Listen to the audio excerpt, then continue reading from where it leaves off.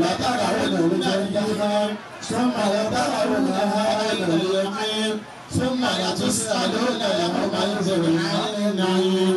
بسم الرحمن الرحيم. الفاتحة. بسم الله الرحمن الرحيم. الحمد لله رب العالمين الرحمن الرحيم مالك يوم الدين إياك نعبد وإياك نستعين اهدنا الصراط المستقيم.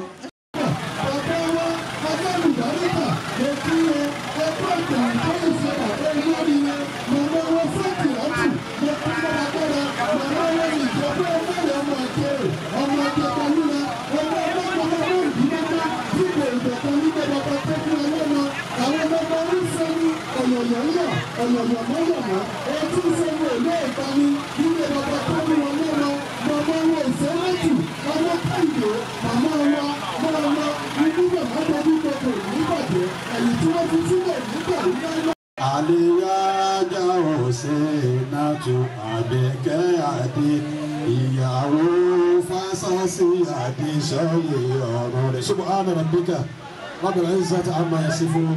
Assalamu ala al-mursalin. Alhamdulillahi rabbil alamin. Adúgbòlódò Ọlọ́run. Alhamdulillah. Láì kò ní fi àkókò ṣòfò. Masha Allah. A bẹ̀rẹ̀ tún lá. Allahu Akbar. Àwa mọ̀ ká wà ní ìgbọ̀nà gbèsè àlá tún lá. Kó wá bẹ̀rẹ̀. Dàlẹ́ lọ kẹ̀rẹ́. Dàlẹ́ lọ kẹ̀rẹ́ àti wọ́n tún bá bẹ̀rẹ̀ ṣó ti wà lọ́wọ́ tún lá. Allah.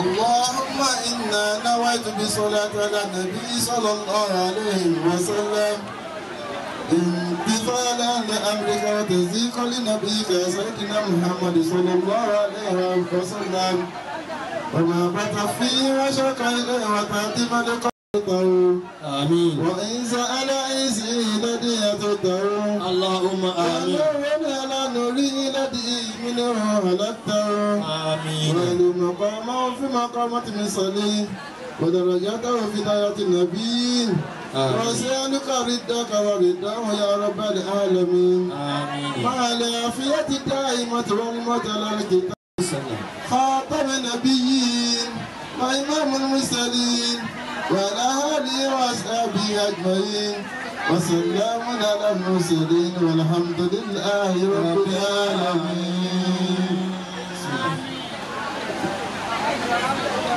أداكم ببيتي دليل بقى نوارد عليه غير المغضوب عليه ولا الضالين.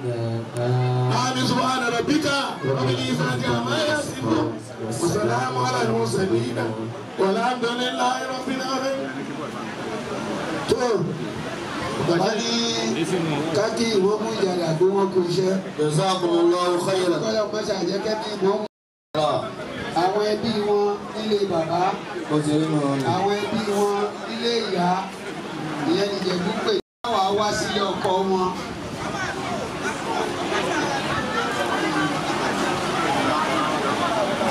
Alájà